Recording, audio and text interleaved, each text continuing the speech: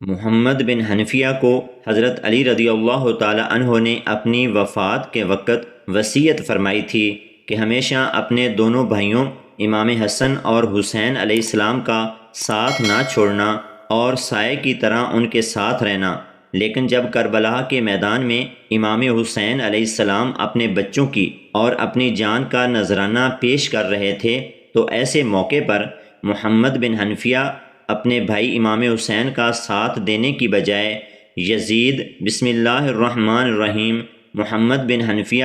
حضرت علی رضی اللہ تعالی عنہ کے صاحبزادے تھے جو کہ ایک لونڈی سے پیدا ہوئے تھے۔ یہ امام حسن اور حسین علیہ السلام کے سوتیلے بھائی تھے۔ حضرت علی رضی اللہ تعالی عنہ نے اپنی شہادت کے وقت اپنے بیٹوں کو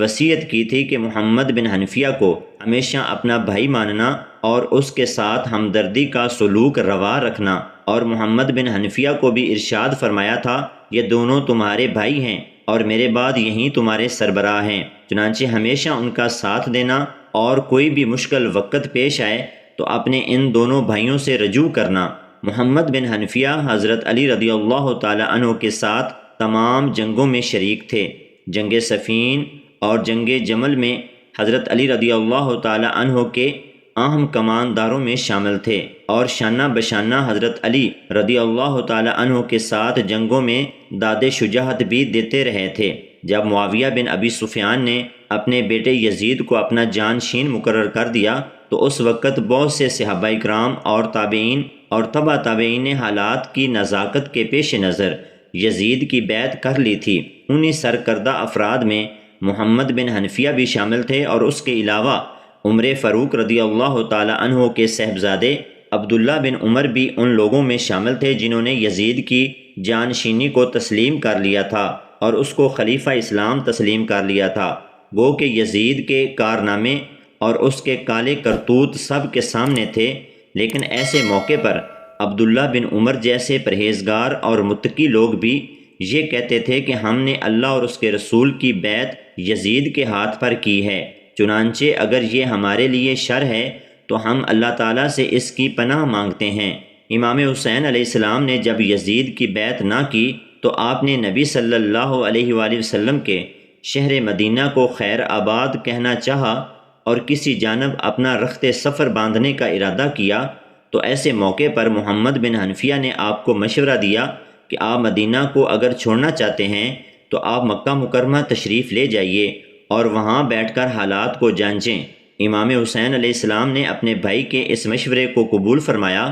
ایسے موقع پر بعض لوگ اعتراض کرتے ہیں کہ امام حسین علیہ السلام کے ساتھ محمد بن حنفیہ نے کربلا کی جانب سفر کیوں نہ کیا اور امام حسین کا ساتھ کیوں نہ دیا۔ اس ضمن میں التاریخ الاولیاء کے مصنف امام سیوطی لکھتے ہیں کہ محمد بن حنفیہ کا میدان جنگ میں امام حسین علیہ السلام کے ساتھ شریک نہ ہونا جن وجوہات کی بنا پر تھا،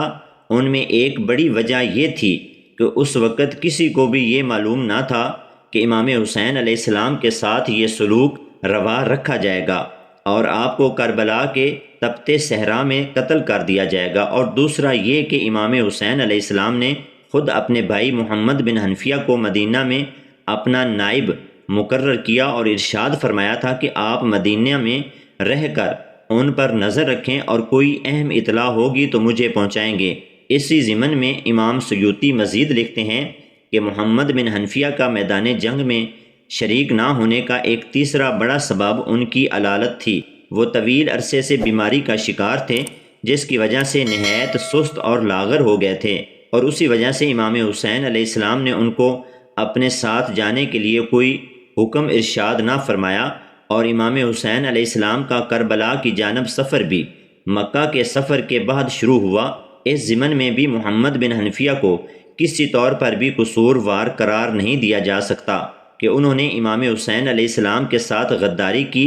یا کربلا کی جنگ میں شریک نہ ہوئے، لیکن یہ بات روز روشن کی طرح عیاں ہے، اور بہت سے تاریخ دان اس بات پر متفق ہیں کہ محمد بن حنفیہ یزید کو ملنے کے لیے دمشق ضرور گئے تھے اور اس کو مل کر بھی آئے تھے۔ جب آپ اس کو مل کر تشریف لائے تو اہل مدینہ نے یزید کے بارے میں پوچھا تو آپ نے کہا کہ وہ نیک اور پرہیزگار انسان ہے جبکہ لوگوں نے بتایا کہ یزید کے کالے کرتوت تو سب کے سامنے نمایاں ہیں۔ یہ الگ بات ہے کہ اس نے آپ کو دیکھتے ہوئے آپ کی ہمدردیاں اور آپ کی بیعت حاصل کرنے کے لیے خود کو نیک اور پارسا ثابت کیا۔ عبداللہ بن عمر اور محمد بن حنفیہ کا یزید کی بیعت کر لینے کے بعد اس کی بیعت کو نہ توڑنے کا فیصلہ بھی اسی اصول کے تحت تھا کہ ہم خلیفہ وقت کو دھوکہ نہیں دے سکتے۔ ایسے موقع پر مولانا مودودی سے کسی نے سوال کیا تھا کہ جب بہت سے صحابہ اکرام نے یزید کی بیعت کر لی تھی